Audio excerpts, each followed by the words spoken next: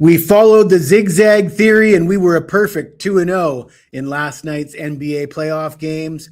But will that be enough to get us on the LA Lakers plus 15.5 points in game 2 in Oklahoma City?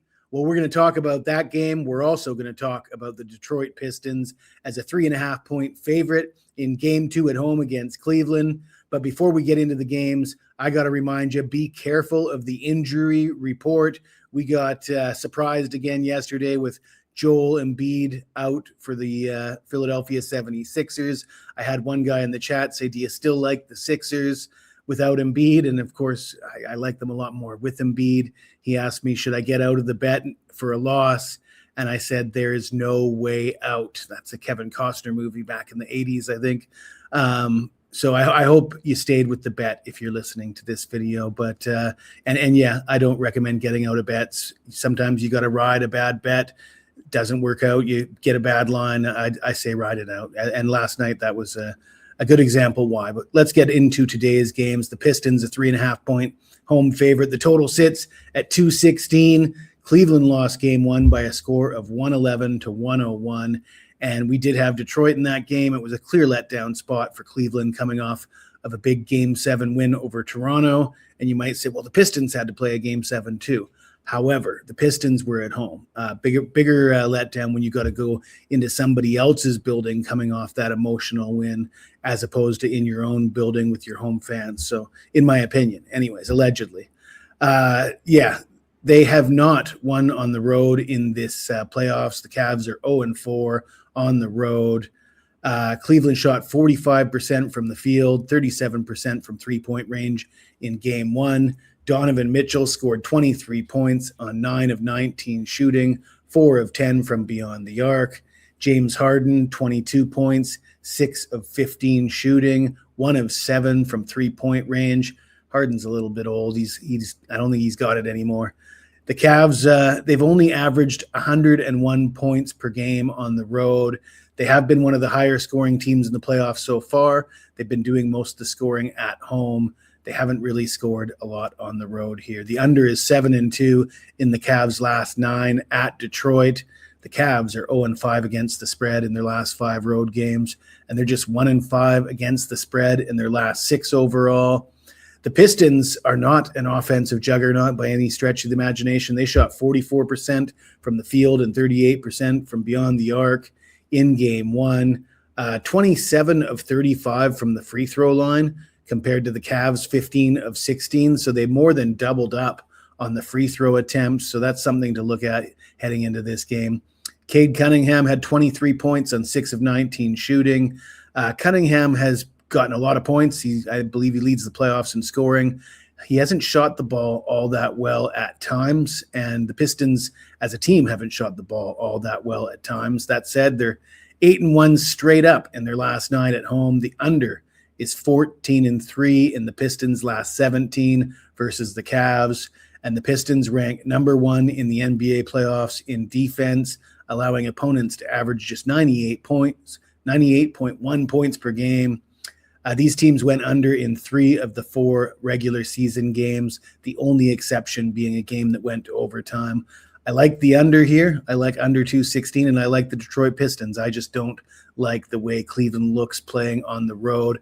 I think the Pistons, despite their offensive challenges, their defense, you can count on that. So give me the Pistons minus 3.5 and the under 216. Before we get into the Lakers and the Thunder, let me tell you about a few promotions we have available for the summer. Let's start it out with a comment that I got on Sunday morning. You need to tighten up on your paid plays, brother. Can't trust you. Lost on so many of your paid plays. It's crazy. Get right, bro. Well, I don't know if his accent sounds like that, but I took his advice. 10-1 the last 4 days. You got to take the good with the bad. I had an 0-3 Saturday, bounced back with 10-1 in my next 11 plays. But you shouldn't be looking at these short-term results. You should look at my overall body of work. I'm hitting over 60% with baseball the last 365 days, over 60 units of profit with baseball the last 365 days. Number 1 big play handicapper at WagerTalk dating back to 2022. I don't know if you guys followed me in the NFL playoffs, hit 73% in the NFL playoffs. And 80% in the college football playoffs this season. So really getting it done there in postseason football. How about the NBA playoffs? If you're not following me on Twitter, you should check out my page at Jesse Schule. Check out the pinned tweet, an article detailing my history in the NBA playoffs and the promotion. 1 year all access, 365 days, $999, practically giving it away. Break that down. I don't know. That's got to be less than $1 a game. You don't get better value. This is the absolute bottom of the barrel, cheapest price you'll ever find my picks right here. It doesn't get any cheaper than that anywhere, ever. Just saying that right now. But that's enough of that. How about we just get right back into the games, talk about the Lakers. Oh, by the way, that promotion's only available at picksandparlays.net. You can get it at my page at Picks and Parlays. You're probably already on the way there, I know. Anyways, the Lakers lost game one by a score of 108-90. The Lakers shot 41% from the field, 33% from three-point range, and LeBron James scored 27 points on 12 of 17 shooting, 3 of 6 from beyond the arc. I guess whatever supplements he's been taking, they were still working in game one. And some of you might remember I had LeBron's points total under in that game, and I said that, I expected it to be a blowout, and I expected him to be riding the pine in the fourth quarter. Well, LeBron played 36 minutes. The game was over. The Lakers were down 20 points early in the fourth quarter. And guess who was still in the game shooting threes? James made a three-pointer with 2 minutes and change to play. And I got to ask myself, who's that good for? Is that good for the Lakers? For LeBron to be in the game with 2 minutes to play and a blowout in game one at his age?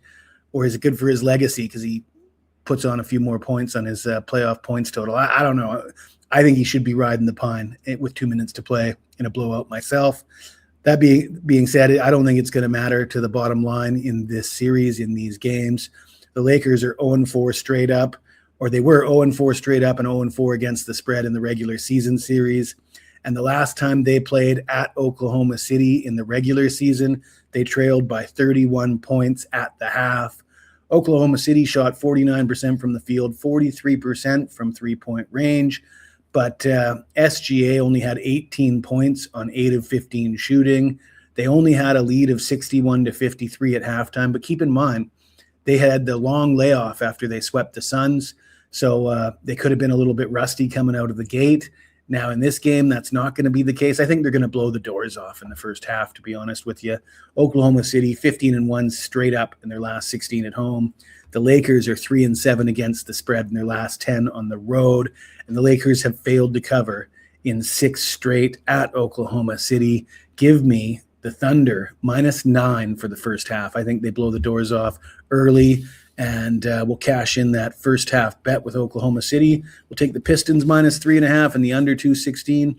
And if you like this video, smash that like button, subscribe to the channel. You got anything to say to me? Even if it's nasty, hit me up in the comments below and I'll get back to you as soon as I can.